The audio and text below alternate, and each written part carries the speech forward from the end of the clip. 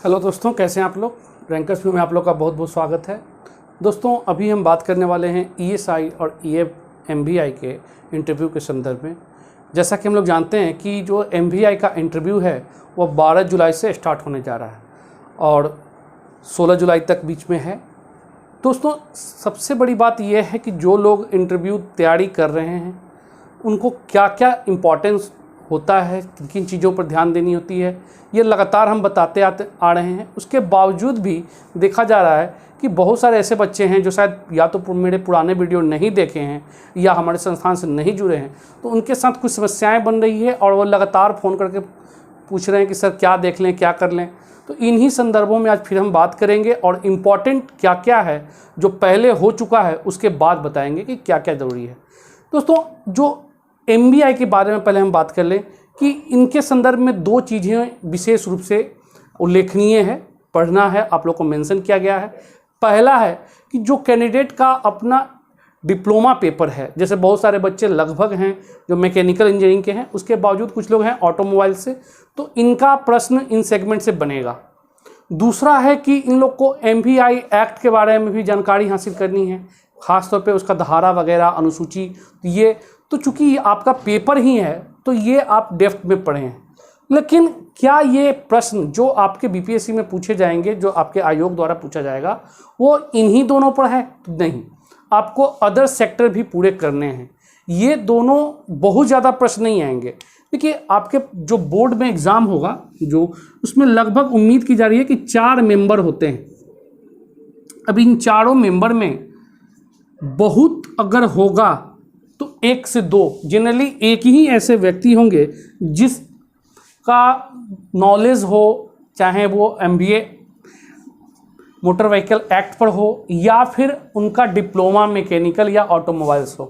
बाकी उम्मीद की जा रही है कि जो 3 मेंबर हैं अदर, दूसरा, तीसरा और चौथा मेंबर, वो जनरली अदर सेगमेंट से होंगे और इनके जो प्रश्न होंगे वो आपके एमवीआई एक्ट से नहीं होगा, इनका पेपर आपका टेक्निकल नहीं होगा।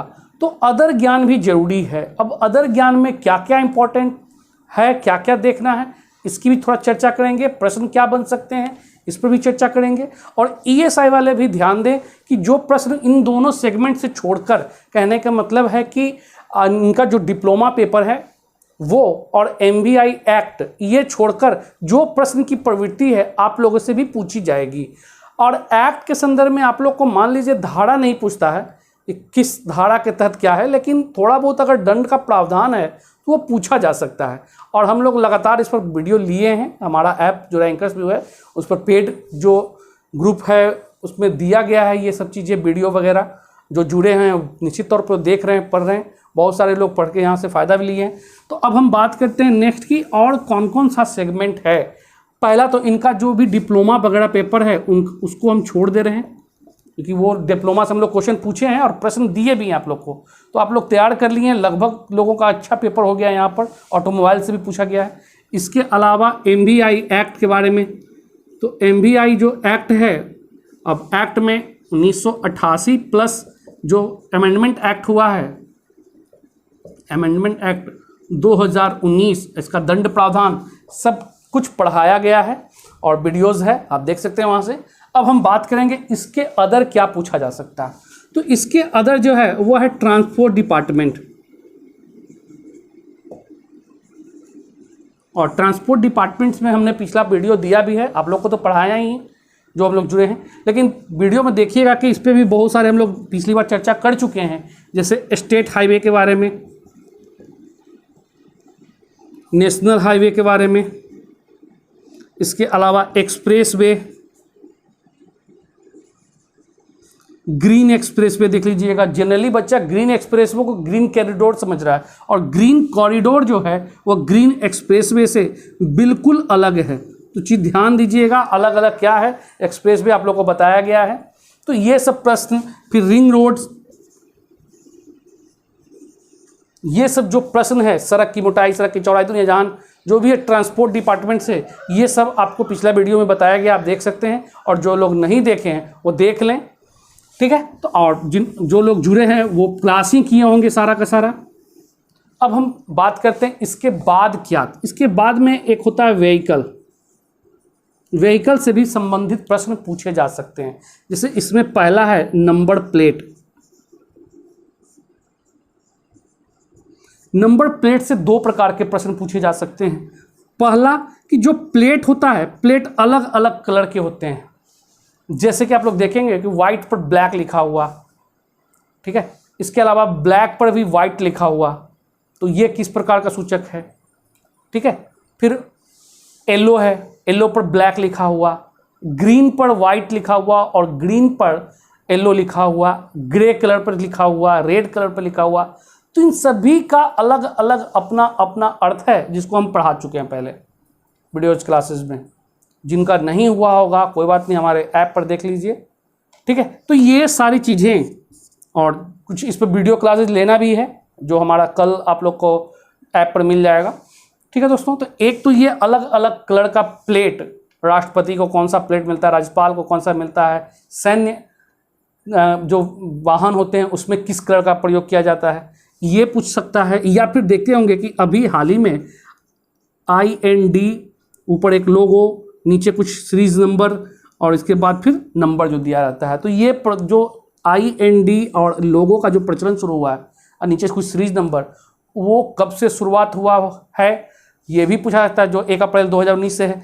इसके अलावा देखते हैं कि नंबर प्लेट्स के अलावा जो नंबर है उससे भी प्रश्न बनता है कि जो नंबर है, जैसे मान लीजिए BR 01 AC और 4 नंबर इस तरह से, तो ये क्या है, ये स्टेट को दिखाता है, ये डिस्ट्रिक्ट को दिखाता है, और हर डिस्ट्रिक्ट वाले अपना अपना कोड जरूर याद कर लें, पूछता भी है कि आपके डिस्ट्रिक्ट का कोड कौन सा है। AC मतलब कि ये सीरीज को दिखाता है और ये नंबर प्लेट को दिखाता है कि कौन से क्रम का नंबर गाड़ी है। इसके अलावा देखिएगा कि पूछा जाता है कि जो एक सीरीज होता है, सपोज सी, इसमें कुल कितनी गाड़ियां हो सकती है, तो 9999 गाड़ियां। इसके बाद सीरीज चेंज हो जाता है। तो ये सब प्रश्न है जो पूछा भी गया है, आप लोग का इंटरव्यू में मॉक कराने के दौरान हमने पूछा भी है। तो ये नंबर प्लेट से दो प्रकार के प्रश्न बनते हैं। इसके अलावा देखिएगा क्वेश्चन यही से होगा कि 4 स्ट्रोक और 2 स्ट्रोक जो व्हीकल गाड़ी जो लेते हैं वो इस तरह से जानते होंगे कि 4 स्ट्रोक और 2 स्ट्रोक में क्या अंतर है, तो ये प्रश्न बनता है। इसके अलावा देखिएगा कि स्पीडोमीटर का क्या प्रयोग है, क्लच जो प्रयोग करते हैं 2 व्हीलर्स हो या 4 व्हीलर, क्लच का क्या कार्य है, क्या रोल है। फिर आप देखेंगे कि 4 व्हीकल, 4 जो होता है चक्के वाली गाड़ियाँ, कार वगैरह, उसमें जो क्लच, ब्रेक और ठीक है ना, क्लच है, ब्रेक है, एक्सीलेटर है, उसका क्रम क्या होता है, दाहिने से बाएं, बाएं से दाहिना, इस तरह से कुछ भी पूछ सकता है। एयर बैग जो भरा होता है, अगर दुर्घटना के समय जिसका प्रयोग किया जाता है उसमें कौन सी गैसें भरी होती है, कौन सी गैस भर जाती है, क्या उद्देश्य है, ये सब पूछा जा सकता है। फिर आपका देखिएगा कि इसी में पूछता है आपका इंजन के बारे में कि गाड़ी इंजन सीज होना मतलब क्या हो जाता है, कार्बोरेटर में कचरा फंस जाने की बात है, ये क्या होती है। तो जो आपके अदर मेंबर होंगे, ये सब जो भी गाड़ी चला रहा है उनको ये पता होता है। तो इस प्रकार के प्रश्न विशेष रूप से पूछे जाएंगे और उम्मीद की जाती है कि ये नॉलेज आपके पास होने चाहिए। ये कोई भी इंसान जो खासतौर पर देखिएगा कि MVI वाले हैं, उनको तो 2 व्हीलर 4 व्हीलर चलाना नेसेसरी है, मैंने आना है, लाइसेंस है, तभी आपको उसमें वाली में दिया जाएगा पास, ठीक है। तो आपको ये सब पता होना चाहिए। बाइक या फिर गाड़ी वगैरह में ओवर हीटिंग क्या होता है, इसके अलावा फिर ट्यूबलेस टायर जो प्रयोग में आ रहा है उसका क्या उद्देश्य है, क्या फ़ायदा है, उसका क्या नुकसान है, इस तरह से। SUV और MUV क्या होता है, जो जनरली देखिएगा कार में आजकल चला हुआ है, SUV कार और MUV कार, दोनों का उद्देश्य क्या है, पूरे संयुक्त परिवार के लिए कौन सा बेहतर माना जाता है, तो ये सब है क्या यहाँ। फिर बिहार मेट्रो वगैरह भी देख लीजिएगा, इंपॉर्टेंट है, ठीक है ना। फर्स्ट चरण कहाँ से कहाँ चल रहा है, कौन कौन इसमें काम कर रहे हैं, किसका फंडिंग है, कितना फंडिंग का परसेंटेज है, ये सब आप व्हीकल से पूछे जा सकते हैं। तो ये वीडियो देख लीजिएगा। फिर जो इम्पॉर्टेंट है दोस्तों, खासतौर पे देख रहे हैं कि आप लोग इस पर प्रश्न नहीं बता पा रहे हैं, वह सेगमेंट है एडमिनिस्ट्रेशन, परिवहन विभाग से जो पूछा जाता है, ठीक है ना, पूरा का पूरा प्रशासन, जो एडमिनिस्ट्रेशन से सवाल होते हैं वो नहीं बता पा रहे हैं। जैसे मान लीजिए परिवहन विभाग की 3 कमियां वर्तमान में बताइए, कहाँ कहाँ देखने को मिल रही है, कमियां क्या क्या है वो। फिर इसी में आता है कि परिवहन विभाग के अंदर ट्रांसपेरेंसी कैसे लाइएगा, ठीक है ना, मतलब निष्पक्षता जो होता है, पारदर्शित कैसे बनाइएगा, इस पर कौन कौन सी स्कीम, कौन कौन सी योजनाएं चला सकती हैं।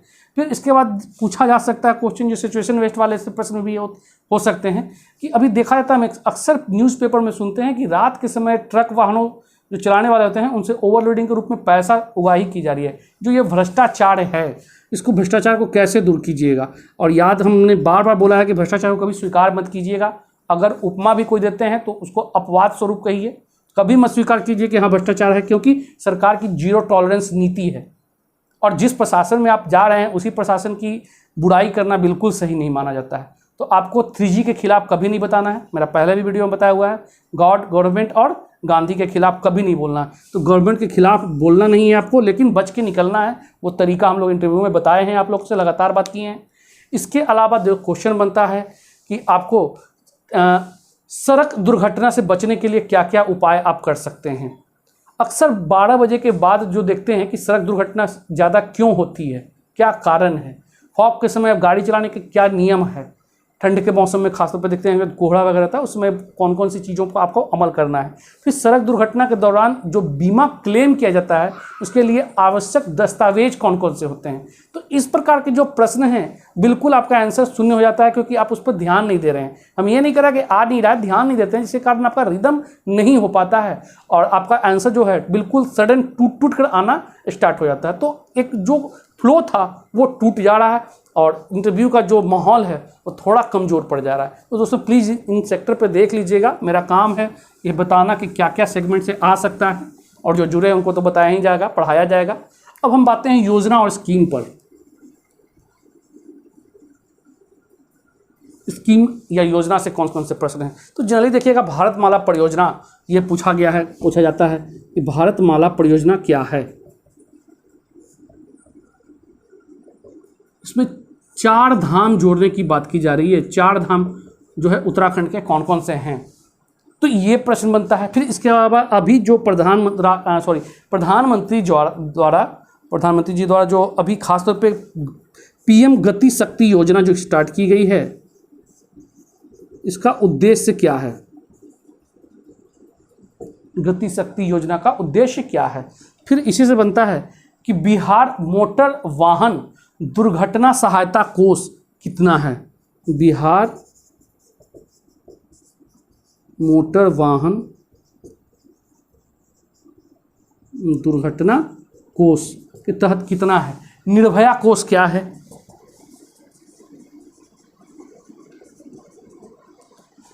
ठीक है, परिवहन में खासतौर पे महिलाओं की सुरक्षा के दृष्टिकोण से कौन कौन सी चीज़ें और किया जा सकता है, बेहतर कैसे बनाया सकता है, ठीक है ना।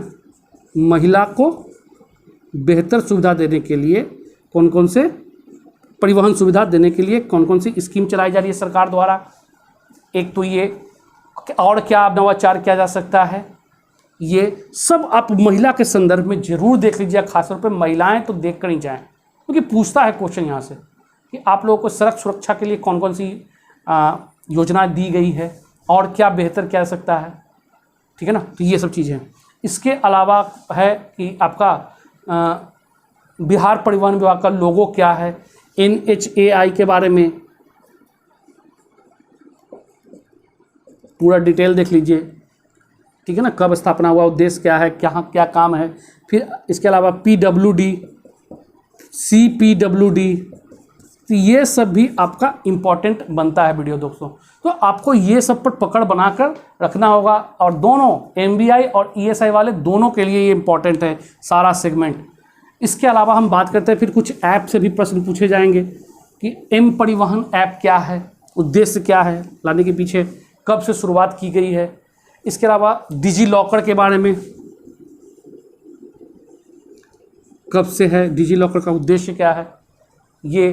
फिर ऐप वगैरह के अलावा फिर देखिएगा गूगल वगैरह है, भारत सरकार ने कौन सी अपनी सैटेलाइट छोड़ी है जो परिवहन क्षेत्र में खासतौर पर एक स्थान से दूसरे स्थान के लिए यूज किया जाता है। तो ये सब प्रश्न, और करेंट तो बिल्कुल देख लीजिएगा, चाहे वो आपका पूरा का पूरा बिहार के संदर्भ में हो या फिर नेशनल इश्यूज हो, या इंटरनेशनल, सभी देखना है। जैसे अभी मान लीजिए नुपुर शर्मा विवाद फिर से एक बार मुद्दा चर्चा में है। फिर उसके बाद देखे होंगे कि अभी उदयपुर कांड हो गया, चाहे दिल्ली में आज प्रोटेस्ट किया गया है इसके खिलाफ, वो देख लीजिए। फिर अभी केदारनाथ में जो बादल फटना है, क्या हुआ उसमें, कौन सी जो भी चलाई गई है प्रोजेक्ट, जैसे जीवन, ऑपरेशन जीवन, ये क्या है, और भी इस तरह से प्रश्न बनते हैं जो, ठीक है ना। तो ये सब आप नज़र रखे रहिए। राष्ट्रपति चुनाव पर कौन से क्रम का राष्ट्रपति चुनाव हो रहा है, अभी तक कुल कितनी महिला उम्मीदवार राष्ट्रपति के लिए खड़ी हुई है, कितनी जीती हैं, ठीक है ना। द्रौपदी मुर्मू के बारे में कि किस स्टेट की हैं।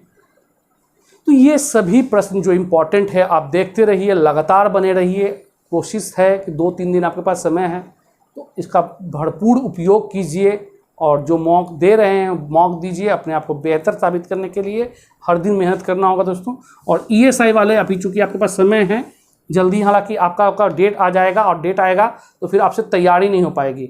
आप अभी ही तैयारी कर लें, सारा वीडियो देख के जो भी पढ़ाया गया है पॉइंट आउट करके एक कॉपी बनाइए, उसमें नोट डाउन कीजिए, बहुत ज़रूरी है। मैं बार बार बोलता हूँ कि आंसर में ऑब्जेक्टिविटी होनी चाहिए। आपके पास बहुत ज़्यादा समय नहीं होगा, 8 से 12 मिनट के समय बीच में होगा, और चारों मेंबर से प्रश्न पूछे जाएंगे। तो एक मेंबर के पास 3 से 4 मिनट, और उसमें भी 5-7 क्वेश्चन होगा। तो एक क्वेश्चन के लिए आपका मुश्किल से मुश्किल 30 से 40 सेकेंड ही होंगे।